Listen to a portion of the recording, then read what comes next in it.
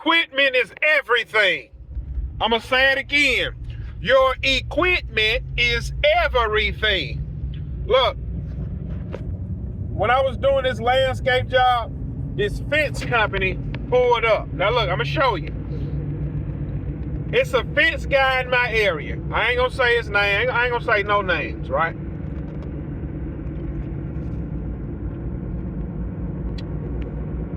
Use a hypothetical name. James Fencing. James Fencing is the fence guy in my area.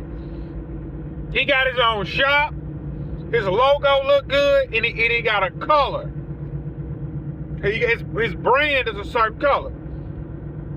James Fencing. Then you got Bob's Fencing. Now I've seen, like now what people do when they build a fence, they put a little tag with their name of their company and their phone number.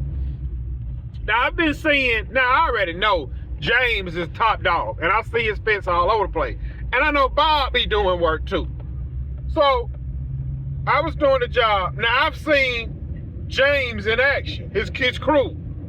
And I finally got to see Bob in action. Look, I'm working in a newer subdivision, so the guy that was literally right across the street was having a fence put in from Bob's. All right, Bob, if you flipping watching this, listen up. Spend the flipping money, all right? Bob pulled up in his company truck. Bob had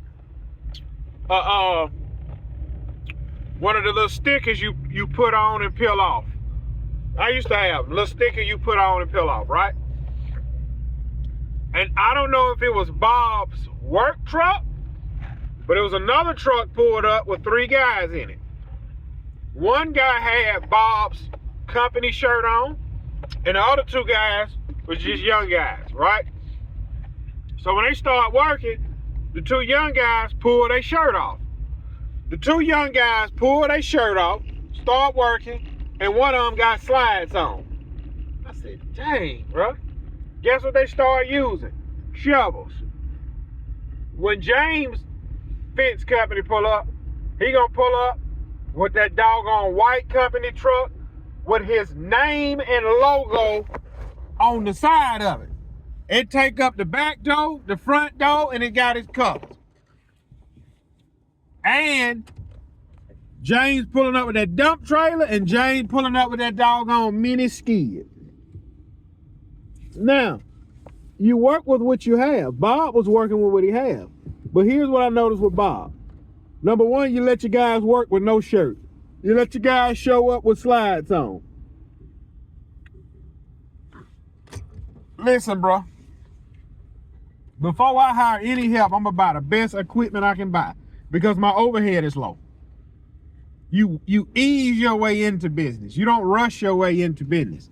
That's like I see guys just starting their business and they got a helper in the truck.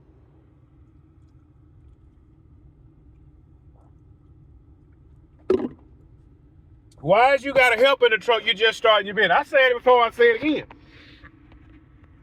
You need to at least be making $100,000 before you hire help. In other words, you need at least about 100 properties. Nah, because properties vary. Solo man can do 50 properties by himself a week. A solo man. Because you'll have days you go out there and bust up 15. Then the next day you might get 10, 25. And the next day you get another 15. That's 40. And then Friday, you got Friday and Saturday to do 10 properties. You don't need help. So I think what Bob done, he hired too fast instead of buying the equipment.